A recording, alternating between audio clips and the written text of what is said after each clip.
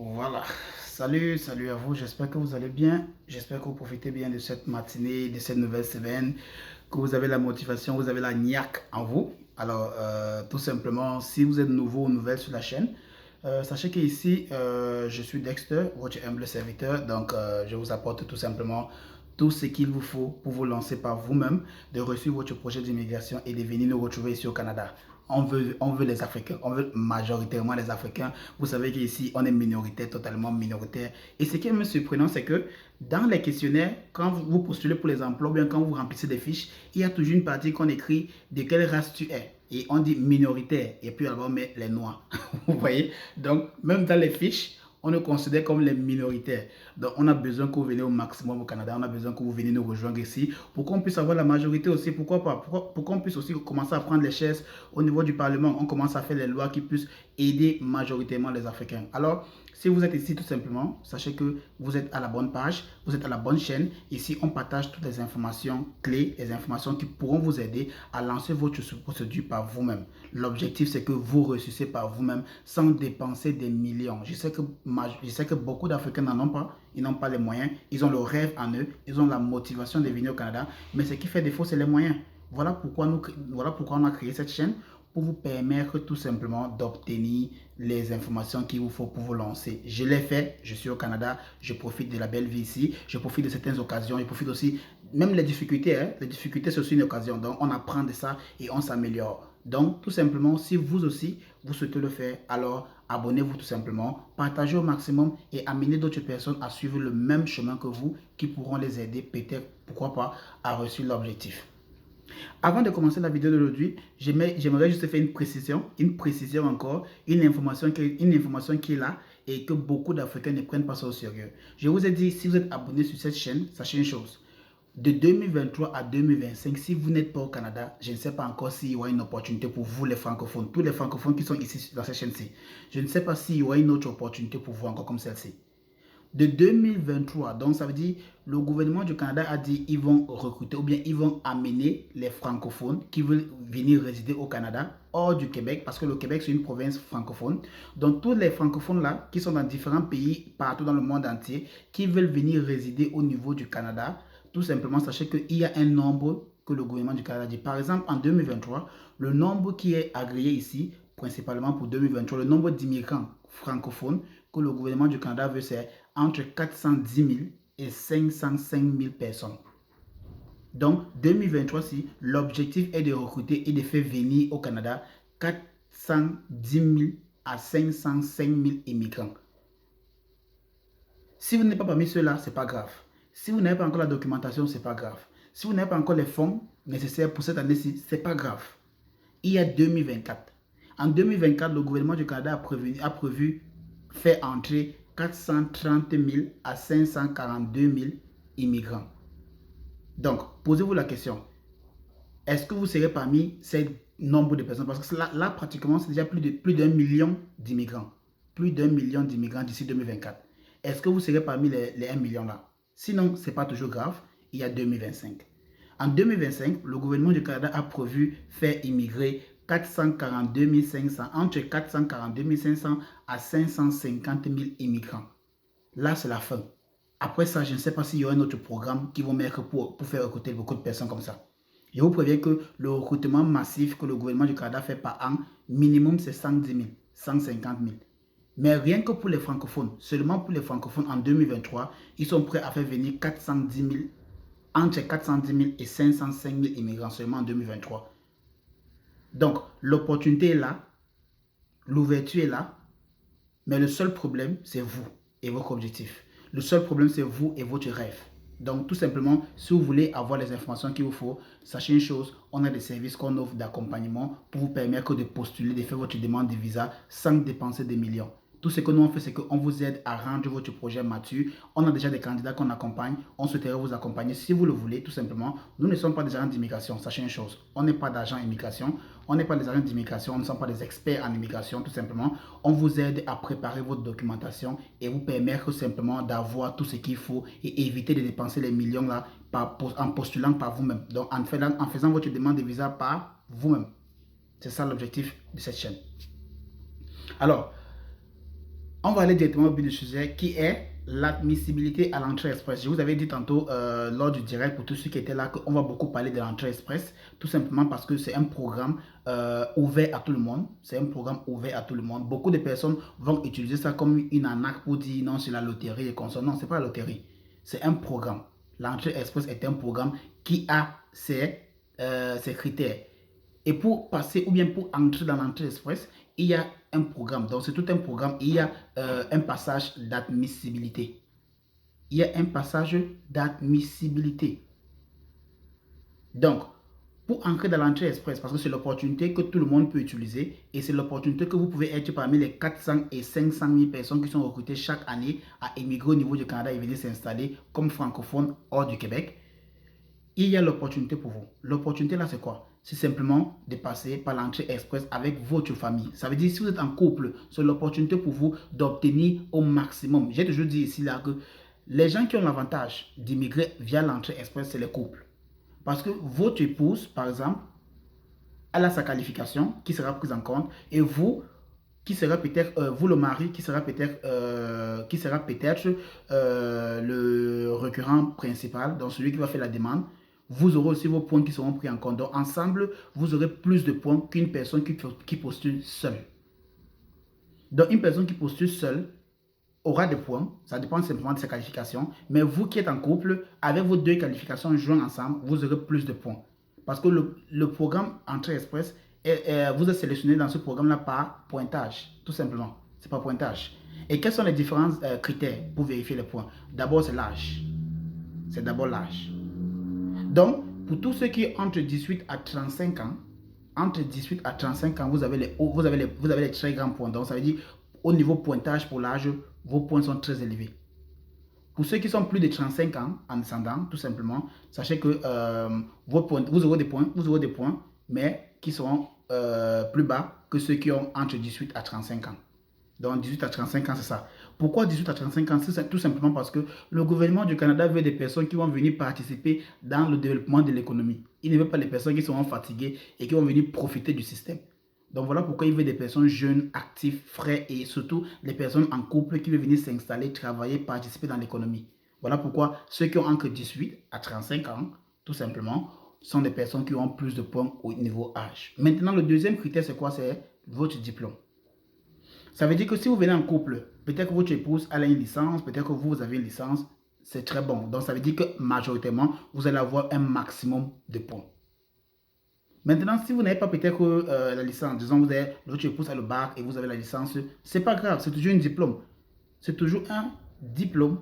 Donc, ça veut dire que vous aurez toujours plus de points parce que ensemble, jumelé, vous avez plus de points. Mais si vous avez si vous n'avez pas le bac, si votre épouse n'a pas le bac et peut-être que vous avez le bac, vous allez avoir les points qui seront là seront des points très bas. Ça sera pas, vous allez avoir quelques points parce que vous, le demandeur principal ou le requérant principal, vous avez le bac. Donc, automatiquement, vous allez avoir quelques points. Mais votre épouse, vu qu'elle n'a pas le bac, elle ne pourra pas obtenir des points pour s'ajouter à ce que vous allez avoir. Donc, c'est très important à ce niveau-là, que quand vous faites ce programme-là, vous devez avoir un conseil pour vous dire exactement comment est-ce que vous pouvez obtenir des points par rapport à votre diplôme. Maintenant, pour obtenir les points avec le diplôme, ce n'est pas simplement de brandir votre diplôme de votre pays, hein, non. Vous devez faire évaluer ce diplôme-là. Ça veut dire si, par exemple, votre femme a un bac, vous avez un bac aussi, vous devez simplement envoyer vos diplômes à une agence ou un organisme qui est ici au Canada qui pourra faire l'évaluation de votre diplôme et qui pourra vous donner l'équivalence de ce diplôme-là avec les diplômes du Canada. Et c'est seulement par là que le gouvernement du Canada va reconnaître votre diplôme. Si vous ne faites pas évaluer votre diplôme, ça ne sert à rien de l'envoyer parce qu'on ne reconnaît pas ça. Même si c'est en français, même si c'est en anglais, vous devez le faire évaluer. Donc, ça c'est le deuxième critère. Le troisième critère d'admissibilité pour participer au programme d'entrée express, tout simplement, c'est quoi? C'est l'expérience de travail.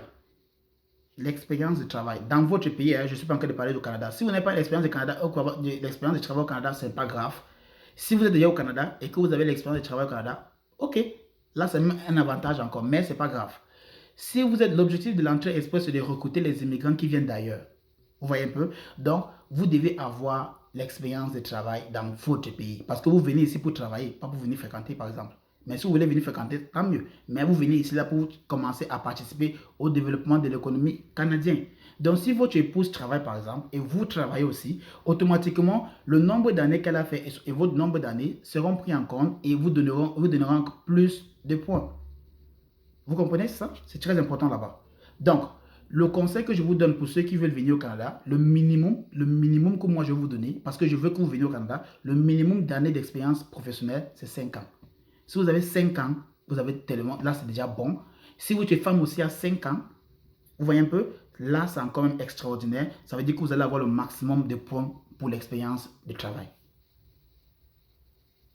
Donc c'est ça. Je vous donne les astuces clés pour réussir votre entrée express. C'est pas le tapotage. Parce que depuis, j'ai eu à faire des vidéos que j'étais un peu tendre, je voulais... Non, cette fois-ci, je suis strict et direct par rapport à cela. Si vous voulez réussir, voilà ce qu'il faut faire. Voilà ce qu'il faut avoir. Donc, laissons cela passer, c'était le troisième critère. Donc, après l'âge, le diplôme, l'expérience du travail, il y a maintenant la langue. Même si le français et l'anglais est votre langue maternelle, vous sortez de là, vous êtes né dans ça. Le Canada ne connaît pas que vous êtes... On ne vous connaît même pas ici là. Donc, pour qu'on puisse reconnaître votre langue que vous parlez, vous devez faire le test de langue en français et en anglais. Et je vais vous conseiller toujours. Je vais toujours conseiller à tous les abonnés de cette chaîne, faites les deux tests de langue. Faites les deux tests de langue. Le Canada parle français et anglais. Et si on détecte une personne qui parle français et anglais, vous avez tellement d'avantages que personne d'autre n'en a. Et vous avez l'avantage de venir ici au Canada, d'immigrer et de travailler dans le service public directement. Parce que le service public, on recherche principalement les bilingues. Et là, je vais vous parler je vais prendre un exemple. L'exemple qu'on recherche les bilingues ici, principalement, c'est, vous voyez on appelle les gens, c'est comment? Les juges dans les avocats, ou bien les secrétaires, bon, ceux qui tapent les machines, ceux qui font les rapports de tout ce qui se passe dans un tribunal, par exemple. Vous voyez un peu, ceux qui notent tout, ceux qui notent les notaires et consorts, toutes ces personnes-là qui notent exactement tout ce qui se passe dans un tribunal pour pouvoir donner un rapport de ça aux juges et autres personnes. Ce sont des personnes qu'on recrute massivement, qui sont bien payées, français et anglais. Vous voyez un peu? Donc, quand tu es bilingue, dans ce sens-là, tu es ouvert à travailler pour le service public ici, là, dans n'importe quel domaine. N'importe quel domaine. Donc, voilà pourquoi je conseille toujours les personnes de faire le test de langue français et anglais. Vous voyez un peu? Même les francophones là qui parlent français, le test le plus difficile même c'est le français. L'anglais, même si vous n'êtes pas anglophone, le test le plus facile c'est l'anglais. Il vous le dit. Essayez, vous allez voir. Vous allez voir que même les francophones qui sont francophones là, le test qui est difficile pour eux c'est le français. Mais quand ils partent composer le test en anglais, ils aussi c'est là bien même que le français. Mais faites un peu de cours d'anglais pour pouvoir réussir votre test d'anglais. Et pour ceux qui vont vous poser la question de savoir quel type de résultat il faut avoir pour le test de français, il y a le B2. Le résultat que vous devez avoir, c'est B2C1. Restez entre les deux rangées là. B2C1. Ça serait profitable pour vous. Donc, on a parlé de l'âge, on a parlé du diplôme, on a parlé d'expérience professionnelle, on a parlé du test de langue. Donc, si votre femme fait son test de langue, vous aussi vous faites votre test de langue, les points là vont se cumuler et vous aurez plus au max. Vous allez avoir un maximum de points que celui qui l'a fait seul. Donc, voilà l'avantage entre ceux qui veulent venir en couple et en famille et voilà l'avantage contre ceux qui sont seuls. Vous voyez un peu? Ça, c'est l'avantage là. Donc, c'est à vous de voir comment vous allez vous préparer. Donc, l'une des choses aussi que je vais préciser par rapport à ça, c'est que le cinquième critère d'admissibilité, bien sûr, pour pouvoir postuler pour l'entrée express, ça sera juste le fait de... Est-ce que vous avez, par exemple, votre passeport? Donc, on veut se rassurer aussi. On veut se rassurer tout simplement que vous avez votre passeport, tout simplement. C'est pas trop compliqué. C'est pas trop grave par rapport à ça. Et, bon, pour le passeport, c'est faisable. C'est faisable. Donc, vous savez comment vous allez faire cela. Et le sixième critère, et je peux dire même le dernier des critères, présentement, c'est que on va vous demander principalement dans quelle province vous voulez. Parce que c'est quelque chose que vous allez remplir. Ce sont des questionnaires que vous allez voir, vous allez remplir le questionnaire là. Donc, chaque question aura ce point. Donc, la dernière question qui sera posée, c'est dans quelle province vous souhaitez immigrer avec le programme Entrée Express et vous installer. C'est à vous maintenant de choisir la province que vous voulez, là-bas. Donc, moi, je vais vous conseiller toujours de cliquer là-bas toutes les provinces.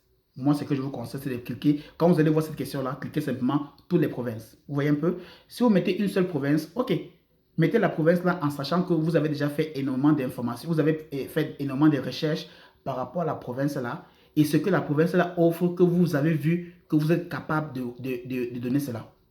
Donc, avant de choisir une province, quand vous posez la question dans quelle province vous souhaitez immigrer avec le programme Entrée Express, avant de choisir une province, rassurez-vous que vous avez d'abord pris le temps de faire des recherches par rapport à cette province-là, ce qu'ils offrent, et si vous êtes admissible ou bien éligible à répondre à ce qu'ils offrent.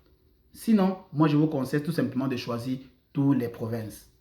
Que vous voulez immigrer dans n'importe quelle province, peu importe la province où vous voulez, où est-ce qu'on vous sélectionne, ou bien, vous voyez un peu importe, vous voulez simplement venir au Canada, donc choisissez toutes les provinces. Là, ça sera plus facile pour vous. Peu importe où on vous appelle, ou peu importe où, quelle province qui veut vous recruter, de venir vous installer pour travailler là-bas, pour développer l'économie, vous partez simplement. Le plus important, c'est d'ancrer d'abord. Quand vous serez au Canada, vous aurez tout le luxe là de connaître le Canada et savoir ce que vous voulez pour votre vie, pour votre avenir.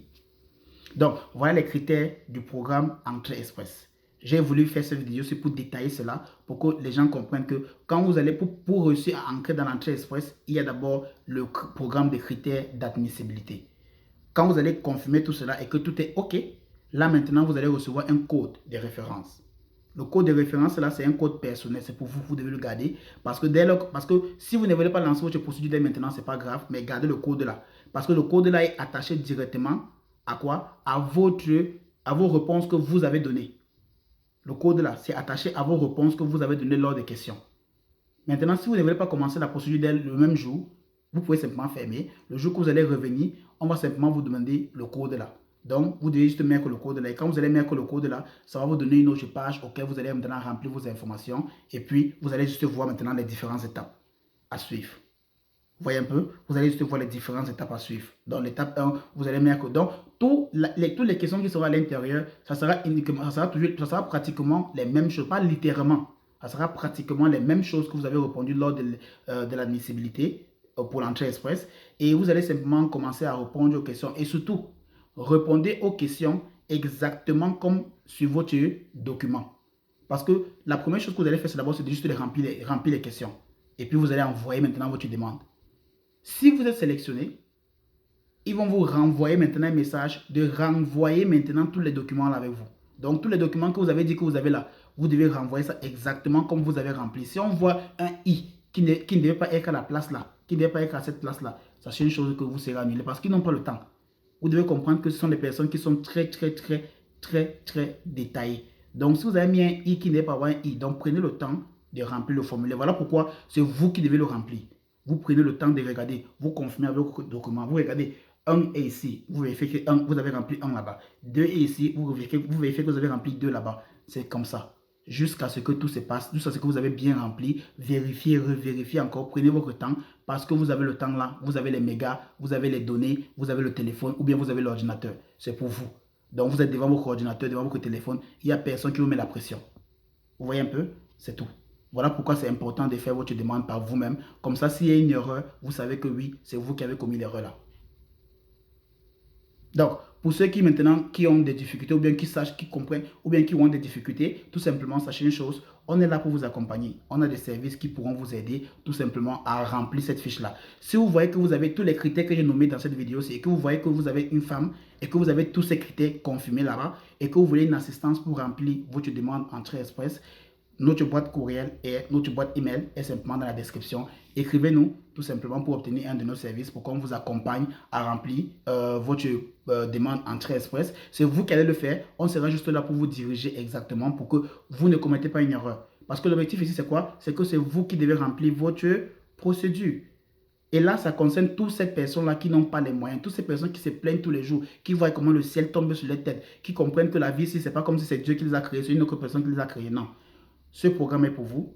Si vous êtes prêt pour ce programme-là et que vous voulez une assistance pour vous aider à remplir votre demande d'Entrée Express, écrivez-nous simplement dans la boîte courriel ou bien dans la boîte email qui est dans la description. Et surtout, regardez toujours dans la description, il y a des informations qu'on met spécialement pour vous.